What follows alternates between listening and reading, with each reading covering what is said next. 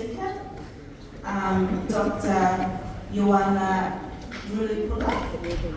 Ioana was raised and born in Samoa. She migrated to Aotearoa with her family and trained as a registered nurse at NZNO Institute of Technology in Mulipola. She is specialised in mental health nursing and worked in various roles in adult community mental health services across counties Manukau and Auckland for 17 years.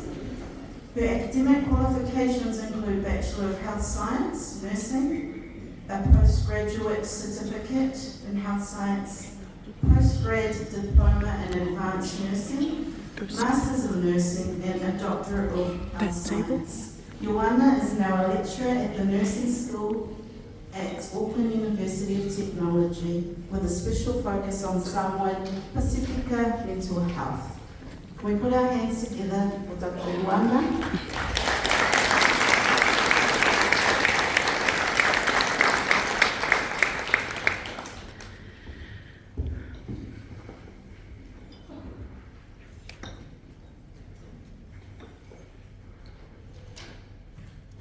In the spirit of unity for Potahitanga, I want to open with a Pacific proverb originating from the Kingdom of Tonga.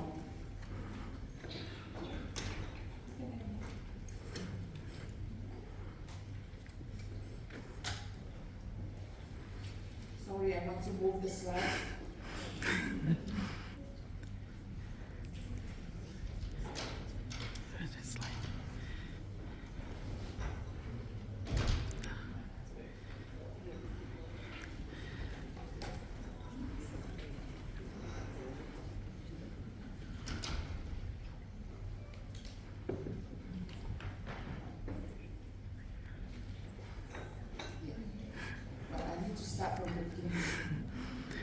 In the spirit of Potahitanga, I want to open with a Pacific proverb originating from the Kingdom of Tonga.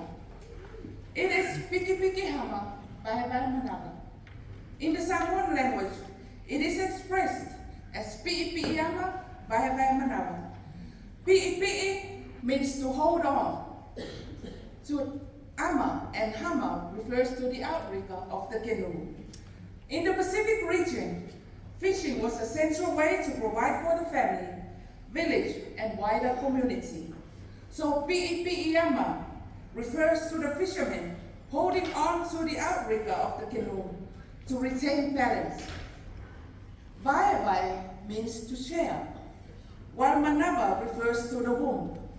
Together, this refers to the sharing of the womb, which symbolizes where life grows and nurtured before birth.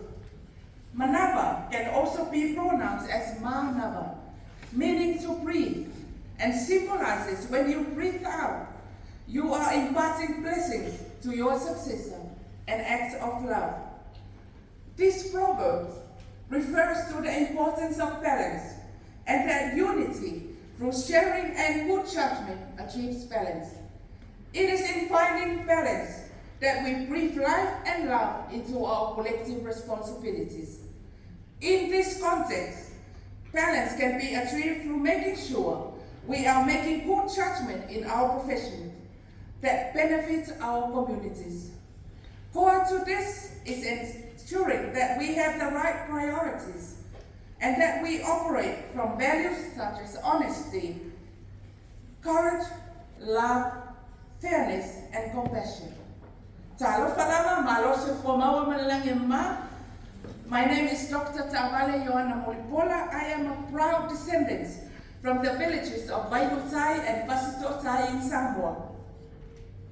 It is both an honor and a privilege to be standing here today as a keynote speaker at the New Zealand Nurses Organization Conference 2024.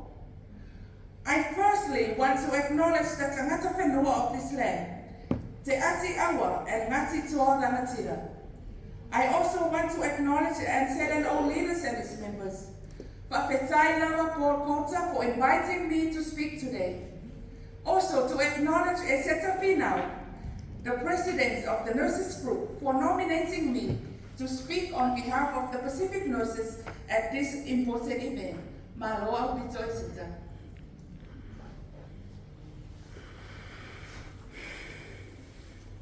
I was given two topics to focus on: the challenges faced by Pacific nurses working in Aotearoa, New Zealand. Second one is the need for unity by the nursing profession in the face of those challenges. I will draw upon my own experience to illustrate my understanding of the challenges that Pacific nurses face, as well as the strength that lies in being a Pacific nurse in Aotearoa. I believe Pacific nurses are a library of cultural and clinical nursing experiences.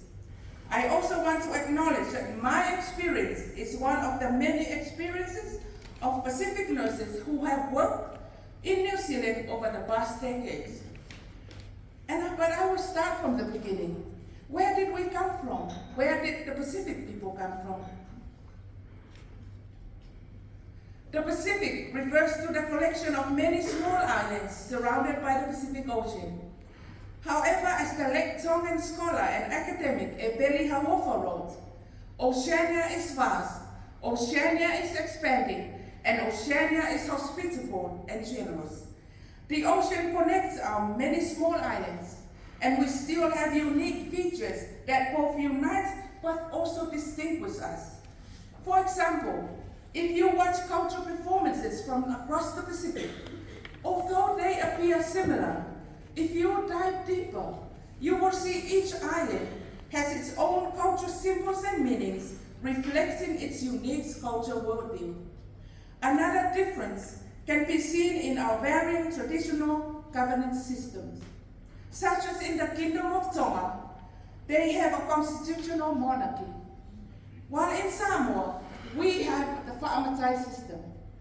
In Tokelau, they have a taupulenga system. Although they differ, they reflect strong role of culture and community. It is important to be aware of these cultural differences and the cultural richness that each island has. This in turn influences the way that their descendants behave, think and act even in contemporary settings. Well, ladies and gentlemen, I believe that this is our first challenge.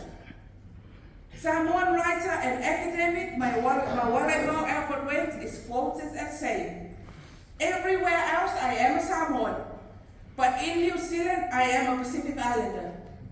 This highlights the challenge of grouping many unique identities under one label. Each island and its people have their own stories and cultural references that influence their way of life.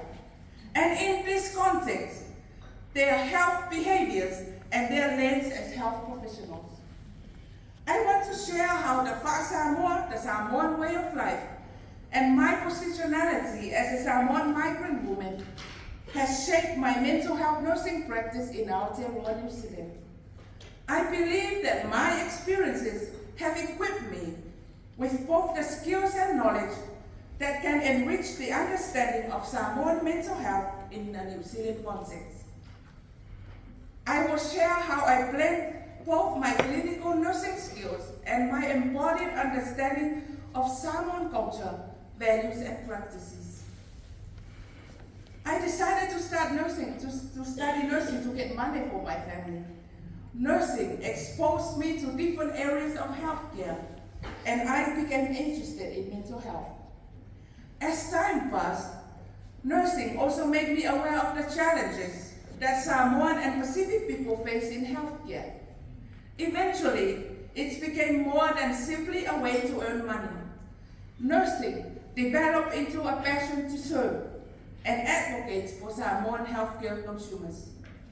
On many occasions, during my clinical practice, I observed gaps in communication between Samoan and mental health professionals due to the different worldviews on mental health and well-being.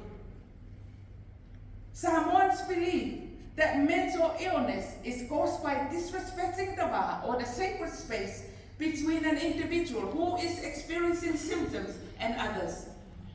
Mental illness is often described as a curse from the spirits to either correct behavior or to provide guidance. Spirituality is core to the Samoan. For me, it has been a challenge operating as a mental health clinician, while at the same time being highly aware of the indigenous influence on mental health and well-being that isn't fully visible in the practical application of mental health care. Therefore, it is hard for health professionals to understand and assess spirituality for Samoan and Pacific consumers, especially in the absence of this knowledge. This barrier has consequences for both the diagnosis and treatment, further disadvantaging the Pacific consumers. Another major gap is understanding medication, especially the side effects of antipsychotic medication. Like other healthcare medication, there are therapeutic and side effects of treatment. For antipsychotic medications, some common side effects are weight gain and drowsiness. So therefore, weight gain, sleeping, and lack of motivation are also contributing factors to developing metabolic syndrome. Core to the nursing role in mental health is to provide essential information and about medication and psychoeducation to our service users and their family. Often, I observe how language can become a barrier between mental health nurses and families. Specifically, when professionals have tried to explain the symptoms of the illness and the treatment in a way that family can understand. From my experience as a Samoan nurse, I often found myself functioning as both a clinician and a translator to make sure that Samoan service users and family clearly understand the symptoms, treatment, and coping skills. Mental health literacy is particularly important with understanding this information. And this impacts the way that Pacific service users access mental health care. Moreover, from my years of experience as a mental health nurse, I observed that for many Pacific people, factors associating with migrating to New Zealand have resulted in psychological distress and ill health. The migrant dream that saw us leave our island homes to create a new life in New Zealand has been motivated by the desire for our families and our children to prosper and healthy.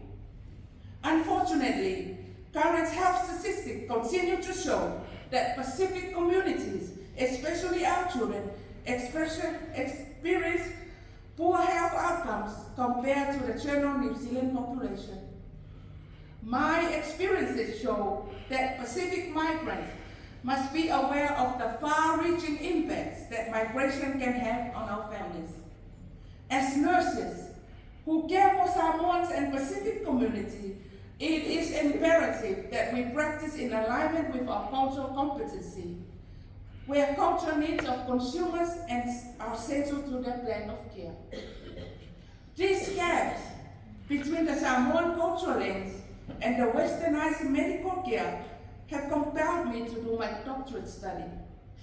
My study was to hear Samoan families' feedback on their experiences as consumers of the person-centered model of care in a mental health service in Auckland. This was an opportunity to give Samoan families a platform to have their say and for their voices to influence change for mental health care delivery for our community. Themes from my study centered around how Samoan service users highly value cultural connections and understanding in mental health care. Face-to-face communication, information delivered in the Ngangana Samoa, and the value of holistic nursing care coordination.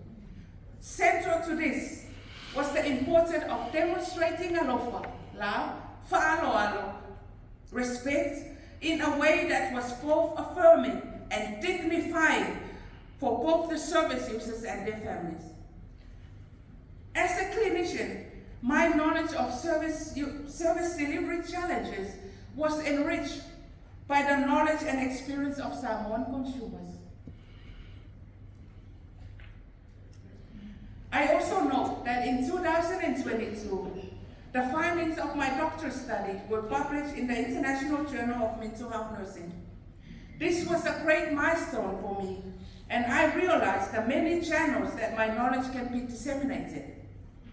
Mental health research focusing on Pacific communities' worldviews and experiences are still underrepresented and require further understanding. Well, I believe that the Fa'a Samoa has been my greatest strength and anchor in my nursing profession. It is because of the Fa'a Samoa that I know who I am and makes up the core of my resilience when I am faced with challenges as a nurse. Like every other Pacific and Samoan migrant to New Zealand, when I arrived to this new home, I brought more than my family and children. I brought my cultural worldviews and practice with me. The core values that now guide my professional practice were shaped by my family in Vailu'utai, Samoa. Coming from a family of 13 and being the eldest daughter, the act of tautua or service in relation to responsibility was an inherent part of my life. As a daughter of the rural taro planter, humility and resilience were values that were practiced daily.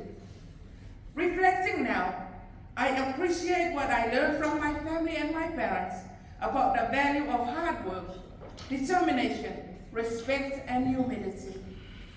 I grew up in my village and saw different social systems operating daily, including the Matais, those are the chiefs, the Faletua Matausi, the wives of the Matai, the Aumanga, the Antaito men serving the Matais, and the Waluma, the women's guild.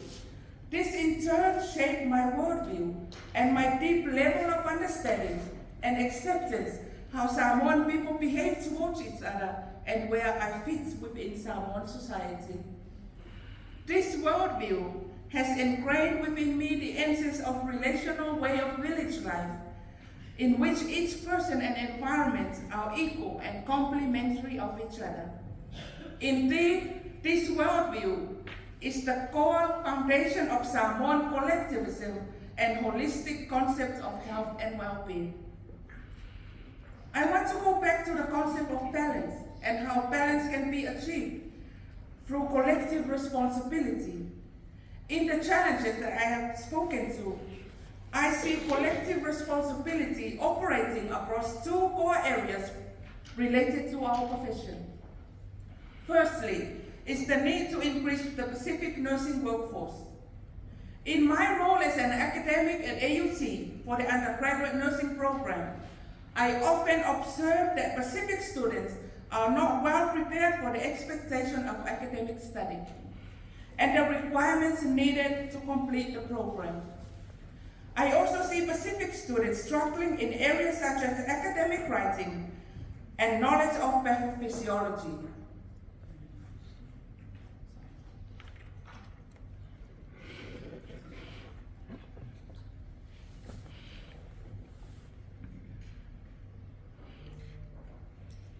It would be beneficial for our Pacific young people to be well supported in picking up this knowledge earlier from primary school to university level education.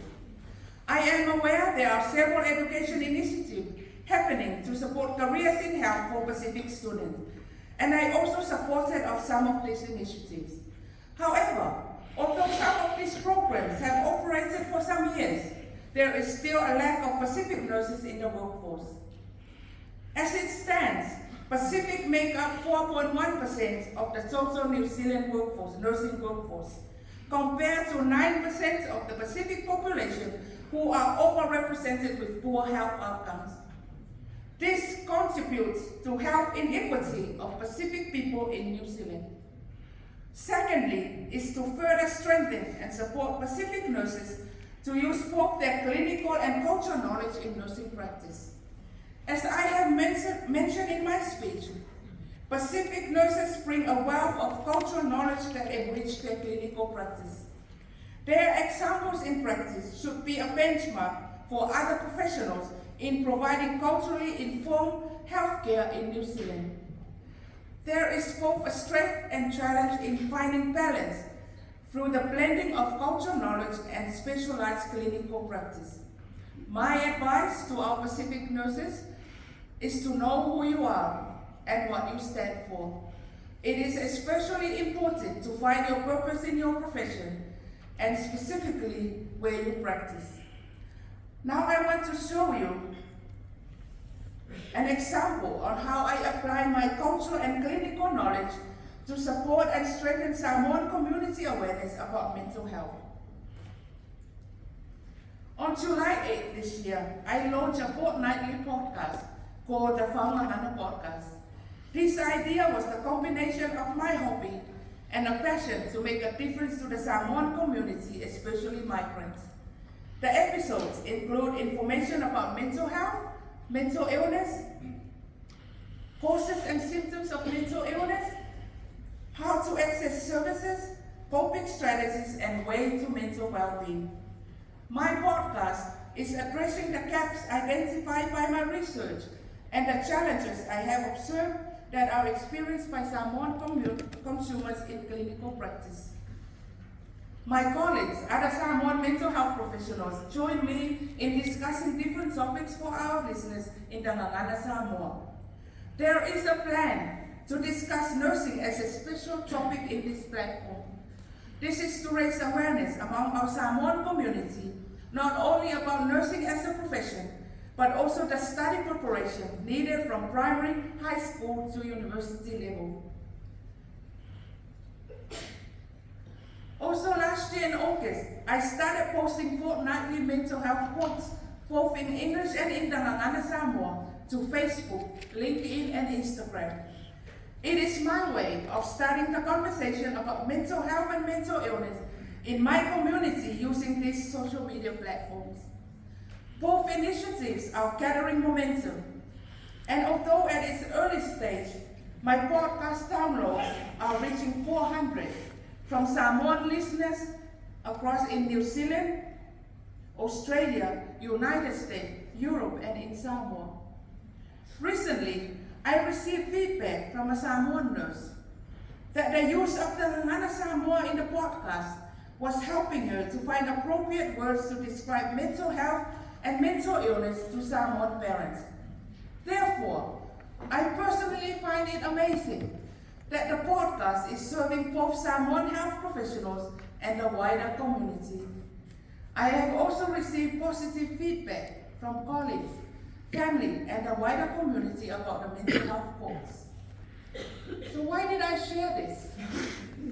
I share this because I believe that despite of all the challenges that we Pacific nurses encounter in our practice, our cultural indigenous knowledge is our strength.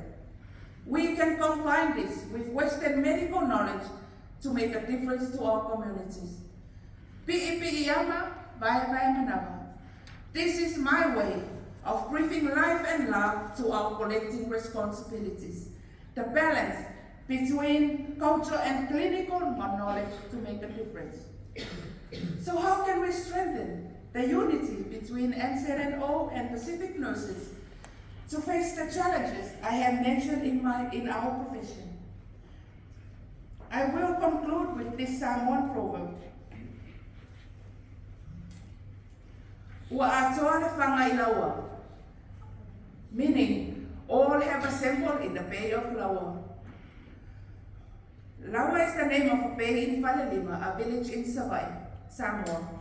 According to Samoan history, Tui Wea, or the king of Wea or Wallace, come to this village.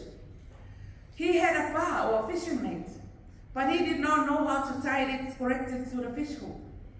He invited all the fishers and sailors of Samoa to come to Laua and help him. They finally succeeded in tying the hook. My fellow nurses, we are all aiming to make a difference to our community and the patient that we care for. I invite you all to assemble in the Bay of Laua. As with your support, awareness, and understanding of the challenges we face, Pacific nurses will find strength to tie the fish hook securely and strongly. The The balance between Western knowledge and cultural intelligence will enable us to breathe life and love to our collective responsibilities for Pacific people needing healthcare in Aotearoa, New Zealand. So for Emmanuel.